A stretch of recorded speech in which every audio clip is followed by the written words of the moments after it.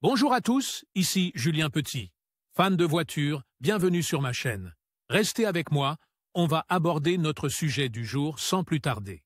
Par Marco Carvajal Updated, 22 décembre 2023, midi 4 et published, 2 novembre 2020, 20h22 PM et il y a des voitures qui sont devenues emblématiques et de véritables trésors, non seulement en raison de leur design, mais aussi de leur âge et de ce qui a été fait pour les fabriquer, mais ces voitures qui portent le numéro 001 sur leur châssis, ce qui signifie qu'elles ont été les premières à être fabriquées, sont de véritables joyaux que les musées et les collectionneurs veulent avoir en leur possession, mais il est difficile de les trouver.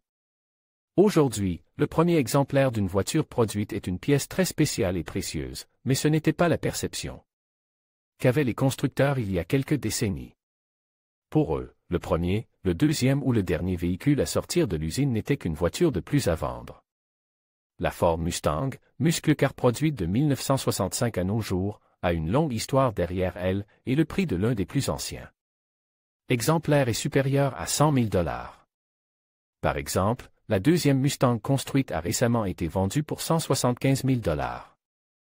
Actuellement, la première Mustang produite, la première des 10 millions avec un numéro de châssis 5F08F100001, est exposée au Henry Ford Museum dans le Michigan, un musée automobile nommé en mémoire du fondateur de la marque américaine, Henry Ford.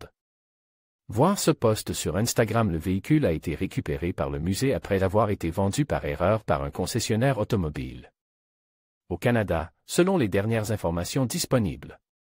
Harry Phillips, un ancien vendeur de voitures chez un concessionnaire Ford au Canada, est en route vers le musée Henry Ford pour retrouver la Mustang 1965 qu'il a vendue par erreur il y a 55 ans, a rapporté CNN.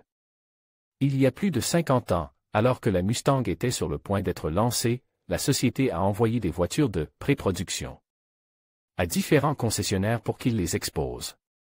Le concessionnaire de Phillips était l'un d'entre eux. Les voitures d'exposition n'étaient pas censées être vendues, il s'agissait d'échantillons de modèles à exposer avant le début des ventes le 17 mars 1964, a expliqué Matt Anderson, conservateur des transports au musée, à The Detroit Press. Henry Ford voulait que toutes les voitures d'exposition retournent dans le Michigan. Mais Phillips n'a pas entendu parler des spécifications de l'entreprise, et il a fini par vendre la première Mustang de la marque pour 4 300 $ canadiens au capitaine Stanley Tucker, un pilote de ligne canadien. Il l'a vu sur la route et j'ai eu la chance d'être le plus proche de lui à l'époque, a déclaré Phillips à CNN. Il l'a regardé et a dit « C'est à moi », a-t-il ajouté. Selon M. Phillips, ce fut l'achat le moins cher de sa vie. Vous pourriez être intéressé par ce qui suit, la raison pour laquelle le port de masque de protection dans la voiture est une erreur. Ce qui se passe dans un pays où l'on propose aux gens d'échanger leurs vieilles voitures contre des vélos et des scooters électriques.